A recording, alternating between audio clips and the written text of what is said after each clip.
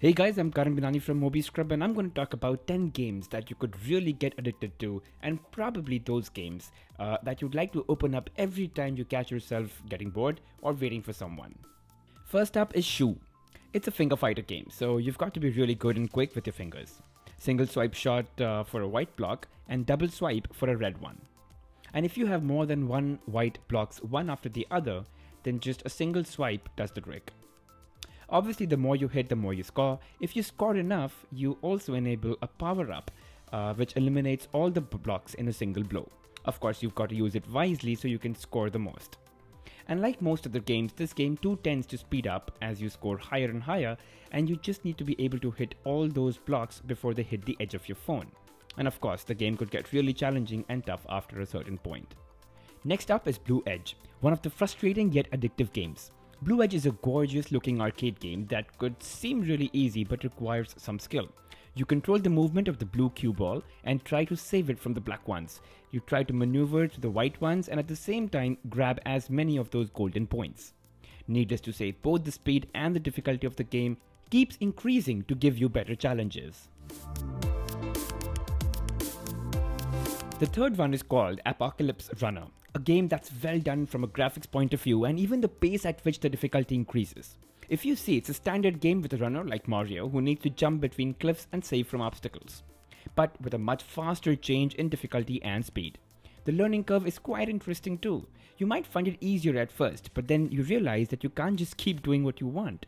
You can't collect all the points, you might just end up falling. Or that obstacles can appear in various forms. So it's pretty fun and you can play it anytime you wish.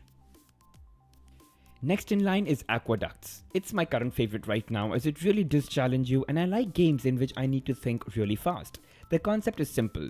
Rearrange the path to ensure that water is reaching from one end to the other and you have to do it in a specified number of steps. And there is a counter that keeps the count of the same thing.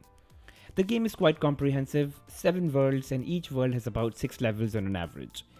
The level of difficulty and complexity keeps increasing as you proceed and that makes the game really fun. Just look at this one, I'm going to be rearranging all of these blocks to ensure that water is passing from one block to the other without falling. And as I do that, there is a counter which is decreasing. So I got to do it in least number of steps and that's it. So, overall, I love the graphics and the subtle music that goes along. It's a very non-distracting game and it's really like a fast game of chess. You got to make the right move to win. And as you proceed from one level to the other, you can see the animation happen.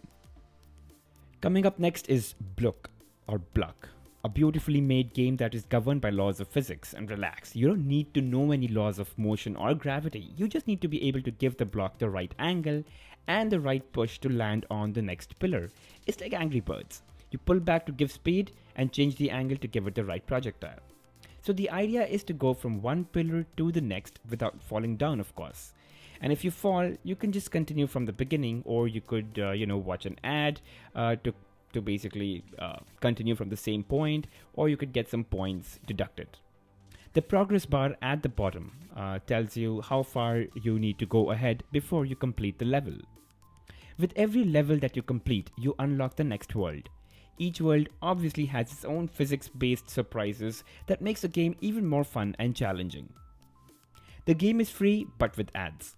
You can invite up to 3 friends and ensure that they install the game so that your game is ad-free. On number 6 is Badland. It's one of those side-scrolling action-adventure platformers set in a beautifully articulated forest full of creepy creatures and weird trees and flowers.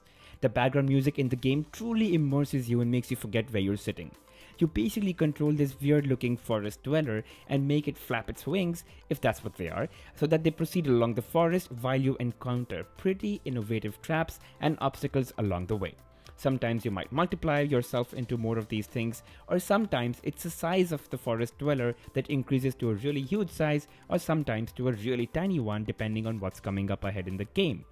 I think it's a great game, looks beautiful, and it just catches your attention for as long as it can.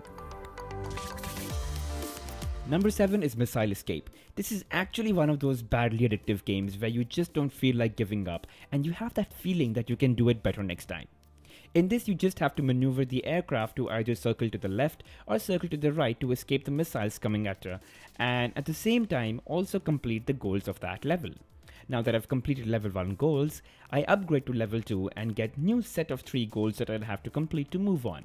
Now the goals might seem simple enough, but sometimes lingering on without dying for a long time is the hardest thing to do in this game, and a small mistake can lead to the game, being over. And the speed, the complexity, all of that increases with time. You've got more missiles coming at you, the game gets more action-packed, and you just got to be a lot more cautious and attentive at the game to survive for as long as you can. Coming up at number 8 is Break Liner. It's a fairly straightforward game. You got to break the line with the rocket every time you see a yellow or an off-white colored line. Every time you do that, you reduce the countdown. So as you can see, I'm going down a number each time I hit the right part of the line. The idea is to go all the way down to 0 so that you level up, just like that, and score more points. Undoubtedly, the game requires attention and a slight art of extrapolation in your head to forecast where you might hit the rocket. There are quite a few types of rockets available, and you just got to score more points to be able to, get them. Next is Not Not, a game which is all about double negatives and make you do extremely simple things, but with the most difficult commands. The entire thing is based on giving double negatives to you, and then asking you to perform that action. It's actually a lot tougher than I thought. It takes a while to getting used to the decoding of the logic in your head, but once you start playing and enjoying the game, you'd see yourself getting better at it and makes you feel less bad about being slow.